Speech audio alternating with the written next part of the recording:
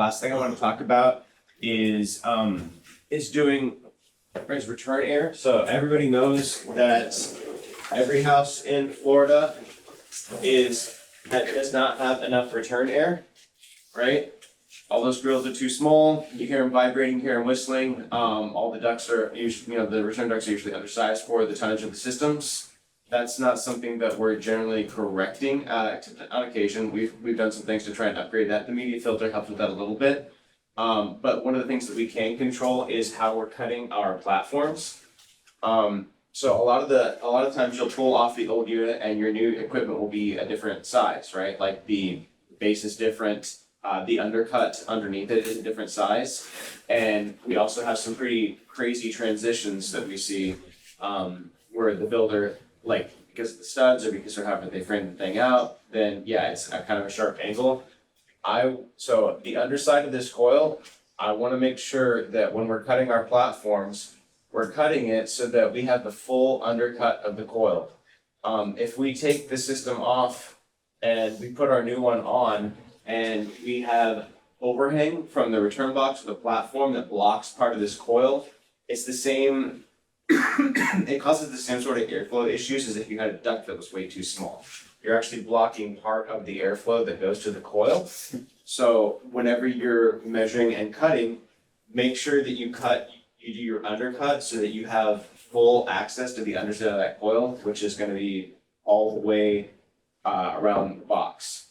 Now, sometimes it's going to mean that you have a pretty crazy angle transition. This is my priority. I know difficult four pieces are not fun, but you guys can measure, you guys can cut, we can seal from the inside. I don't care if we have that steep angle going off this way. That's kind of funky, but you know what I mean. If we have a crazy angle onto our air handler, I'm more concerned with, do we have the right airflow going to the underside of the air handler? Because that's how the equipment is rated. And when we start blocking that, we run into other issues long term. So if your platform needs support in order to do that, then we need to shore it up. Double platform is cool. That gives us a little bit more sturdiness, but sometimes they have those huge platforms, right? Like they'll do the full sheet of plywood and they'll throw ducts into it, stuff like that, and it starts to bow. If you come across something like that, we need to do something to shore up where the air handler is sitting.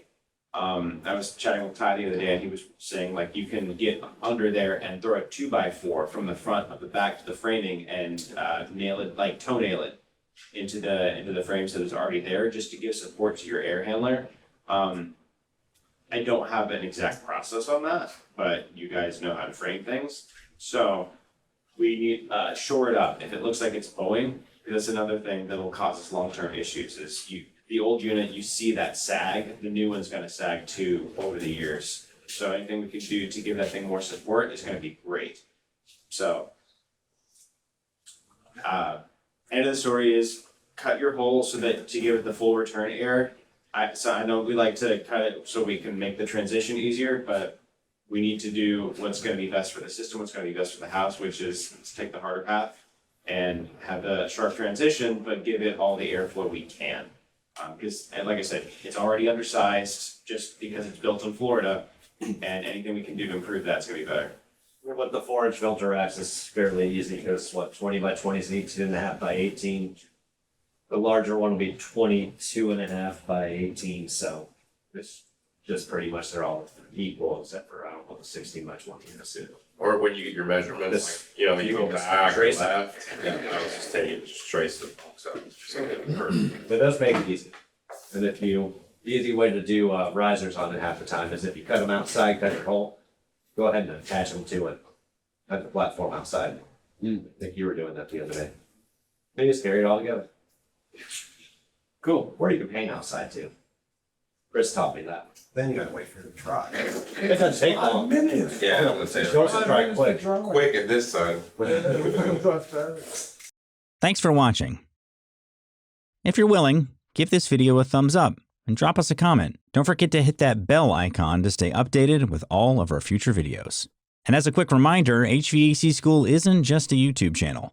Dive deeper with us at our main website, hvacrschool.com. Curious for more knowledge on the go? We've got you covered. Tune into the HVAC School podcast, available on all your favorite podcast apps. And while you're at it, join our thriving Facebook group. Also, don't miss out on our free mobile applications available for both iPhone and Android. We're all about community. For techs, by techs.